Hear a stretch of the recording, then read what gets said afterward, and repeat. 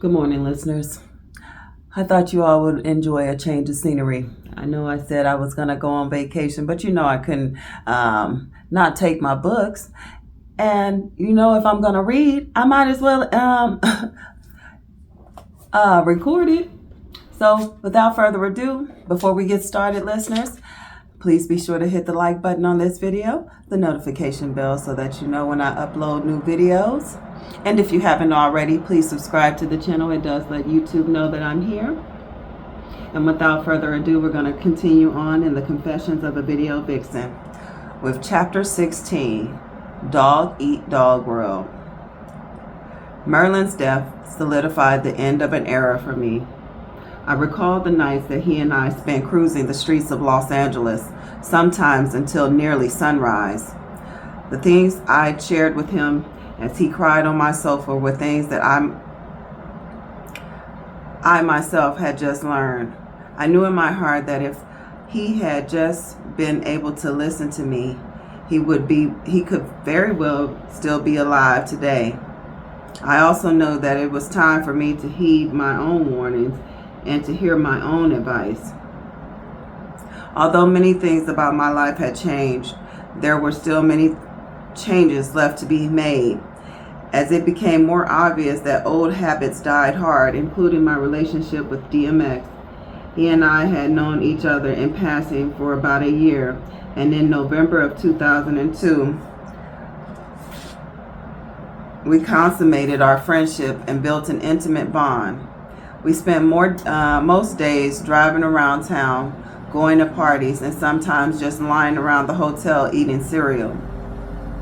We spent plenty of nights playing pool at bars and flying model airplanes with my son at the park. DMX is notorious for his erratic style of driving. He would easily punch 80 miles per hour around a bend and never wore a seatbelt, stating, "It's not accidents that kill people. Seatbelts kill people." At one point, I was afraid for my life.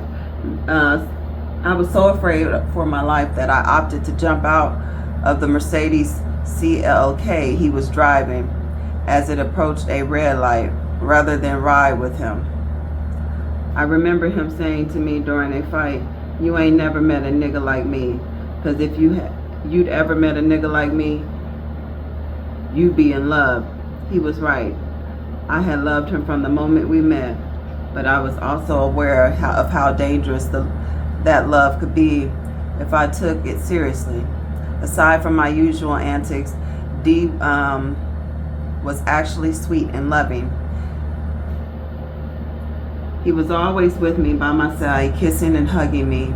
I would tell him I need some love, and he would stop whatever he was doing to hold and kiss my face.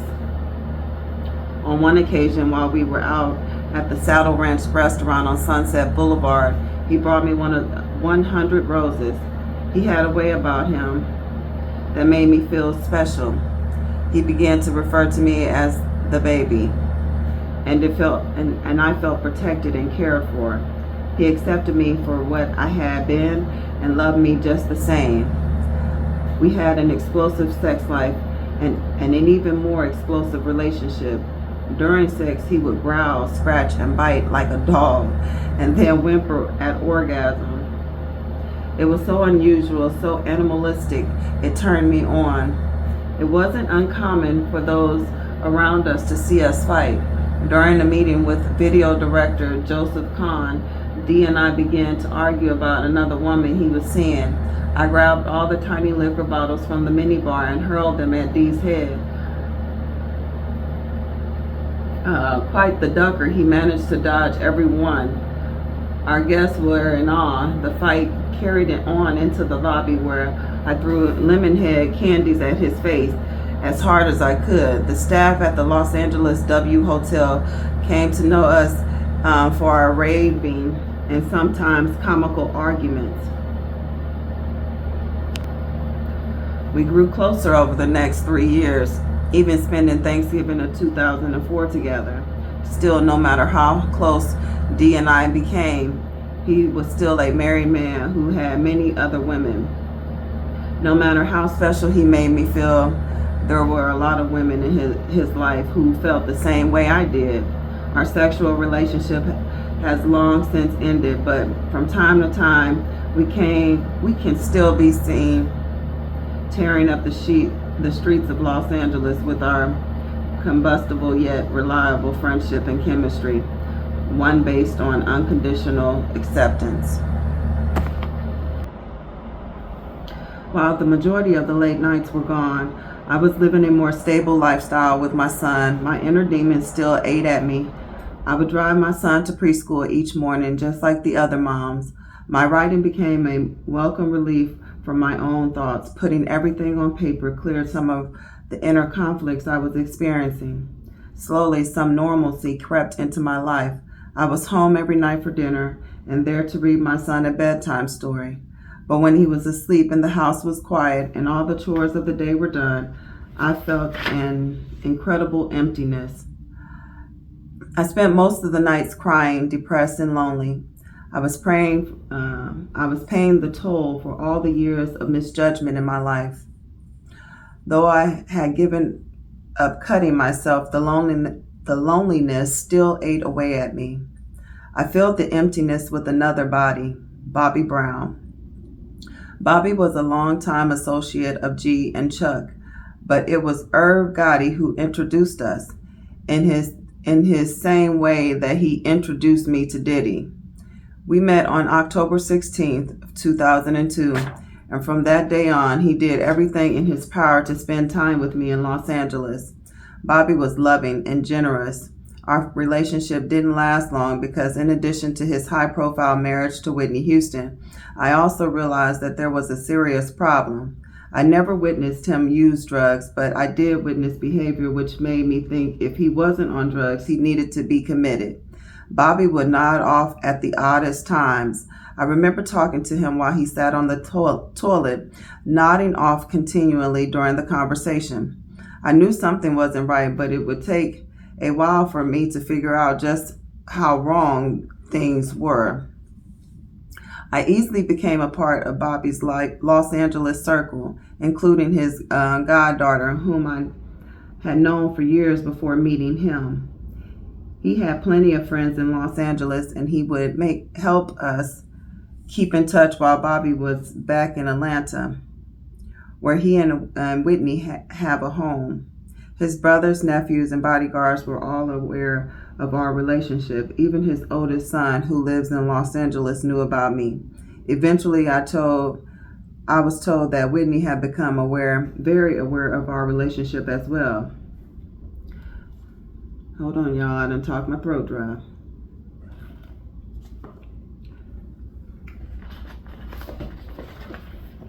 Bobby and Whitney were going through what seemed to be a brief separation. She spent months at the side of her ailing father in New Jersey while Bobby was left to fend for himself. He and I found ways and reasons for him to come to Los Angeles to spend time with me. We spent a couple of weeks at the Ritz in Marina del Rey, a waterfront community just 20 minutes south of Beverly Hills. The staff at the hotel addressed me as Miss Brown. I can't imagine what they must have thought. Bobby and I casually and publicly traipsed through the hotel, hugging and kissing and carrying on. We would have dinner with friends as well as with his oldest son and nephews. We had lunch at beachfront restaurants in plain view of the world, and on one occasion we fed each other raw oysters for 2 hours at a popular seafood restaurant close to the Santa Monica Pier.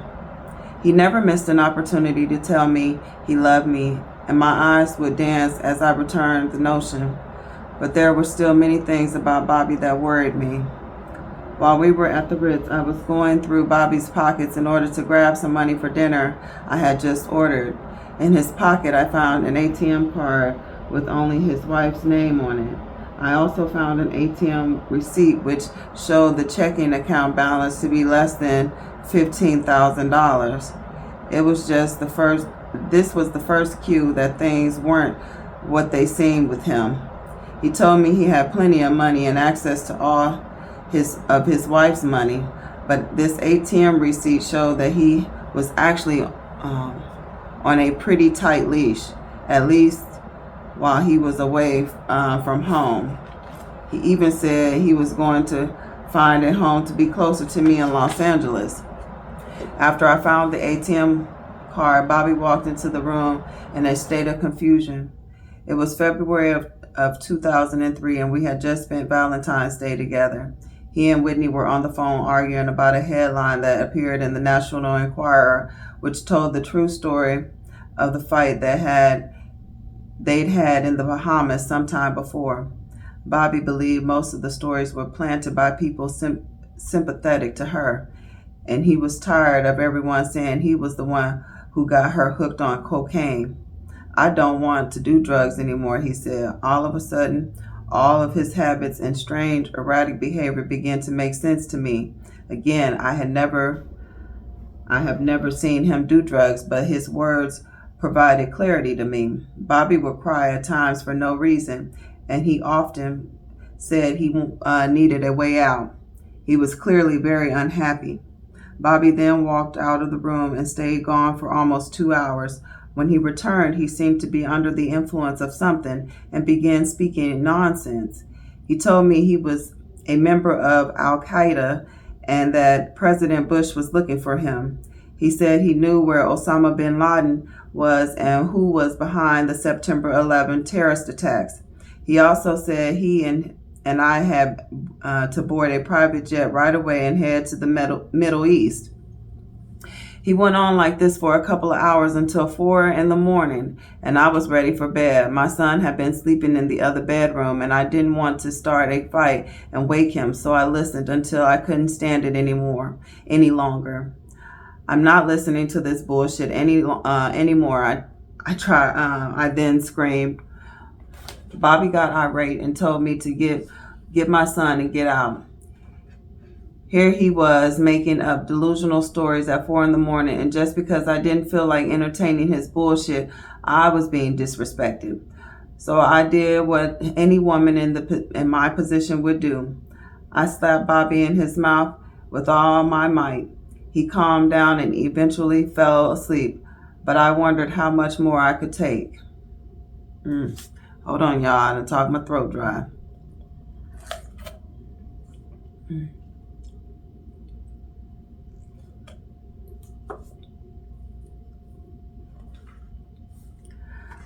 I had became a staple in the life of Bobby Brown that he had told his mother about his girlfriend in LA, and I was even allowed to call him at the home he shared with Whitney in Atlanta.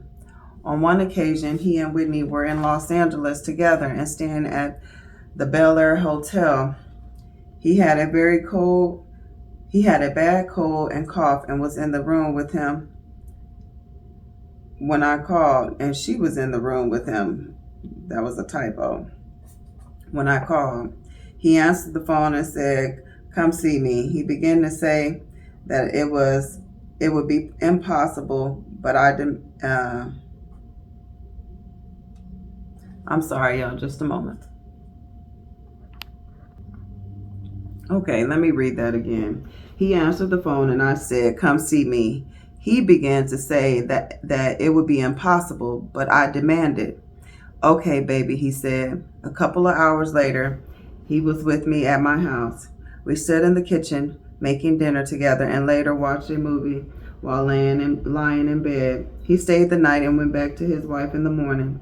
I loved Bobby and he loved me at the time, and everyone around us knew and accepted it for what it was. Yet toward the end of our relationship, reality began to set in.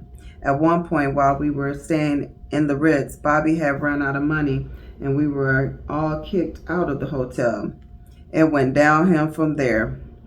He began to treat me badly from time to time, and when I cried about it, he would once again become the loving, sensitive man he'd been when we first met. We went back and forth until I finally left Bobby in April of 2003.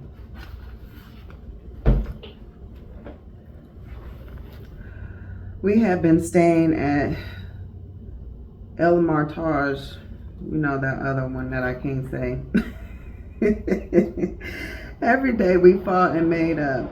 I left for one night to get my head together. The next morning I received a phone call from one of Bobby's oldest friends telling me he had been with a known hooker the night before. I'm not sure what happened, but what I heard made my stomach turn. I hurried over to the hotel and waited in the lobby for Bobby to come out of his room. 2 hours later, he appeared and I handed him a note. Among other things, the note said, "It's time for us to go our separate ways." What we had together had been wrong from the start, and I needed to move on. Bobby had actually grown during our 6 months together. He would often tell me that I made him want to be a better person, and now he was. He was clean and sober, and as far as I knew, and was looking better than ever. I like to think I helped him clean up his act a little, but Bobby did something for me as well. Our relationship left me exhausted, and it was the last time I would start a relationship with a married man. As much as I hated to admit it, I was following the same path as my mother. I was repeating the cycle of being used and reused and allowing it. Bobby was the last straw. He watched me walk towards my car as he hopped in his SUV and drove behind me. I did not look back. Just a few days later, after Bobby and I finally split, a man apart appeared at the Chinese Theater in Hollywood 2.5 years after filming. I had been fitted and styled for the event just as I had been for many other events around town, but this time I hired a publicist for the months leading up to the premiere in order to generate publicity and acquire invites to all the top Hollywood parties and premieres. I became well versed in the craft of styling and red carpet behavior. Essentially, I was ready for the evening, yet I felt inadequate. I wasn't at all excited about the A Man Apart premiere and decided not to go. I didn't feel pretty and much like a movie star, so I lay in bed drinking a couple of Corona beers. After about an hour and just 20 minutes before the start of the red carpet arrivals, I found the courage to get dressed, smear on some lip gloss, and drive myself to the Chinese Theater. I parked my Mustang in the underground garage at the Hollywood and Highland complex and took the long walk to the red carpet. Nothing about the night thus far had made me feel like a star, not until the paparazzi began snapping their cameras and calling my name. Hold on, y'all.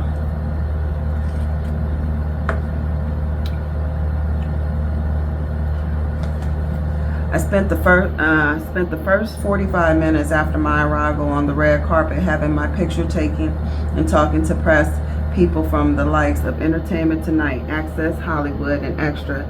I began to feel confident and beautiful and was happy to see all of my fellow cast members. I was especially happy to look over my shoulder and see my friend Magic Johnson giving me a thumbs up and saying good job. The premiere gave me a sense of a grand accomplishment that fulfilled me more than any man ever could. The premiere was not the first time that I'd seen A Man Apart, but coupled with the excitement and the ambiance of the night, seeing myself on screen made me proud. Ben and I shared a long, grinding hug before the viewing of the film and made plans to meet after the premiere and the post-premiere party. I was floating on air, and that tiny taste of independence and professional acceptance put my list of goals and priorities into high gear. I started to form a plan and began to feel stronger and more secure on my own. I was determined to find success and to be happy alone. I knew there had to be other women who have felt empty and confused all of their lives, and thought if they could make it on their own, so could I. I began to get my finances in order so I could clean up my credit, determined not to need a man for anything. I opened my own massage company employed a few women and men, and saved the bulk of my earnings. I could see myself becoming more of the woman I was hoping to be. Over the next few months, I continued to be focused and to work hard towards my personal and professional goals. Life became relatively boring, which was a twist. I shut down my massage business in order to devote all of my time to writing. I've always kept a journal, but now I started to write about the events that led me to this moment. Papa, who remained a friend and confidant, chipped in when necessary and made sure things were taken care of if I needed his help. I felt good to have someone who really knew me and supported me all the way. Although we had our disagreements and occasional fallouts, Papa had never once judged me, and unlike everyone else, he stood by me through dreamlike highs and the devastating lows of my past. Thank you for listening, and if you have been listening thus far, please be sure to hit the like button on this video, the notification bell so that you know when I upload new videos, and if you haven't already, please subscribe to the channel. It does let YouTube know that I'm here, and I do have a thank you planned for everyone when I do get to the 500 subscriber mark. As I said, we will begin reading Hiding in Hip Hop that day, and if you have any suggestions, put them down in the comments. I'll look through them and see, because I know that one was kind of the first thing that came to mind. So, but I'm up for suggestions. Thank you so much for listening, and until next time.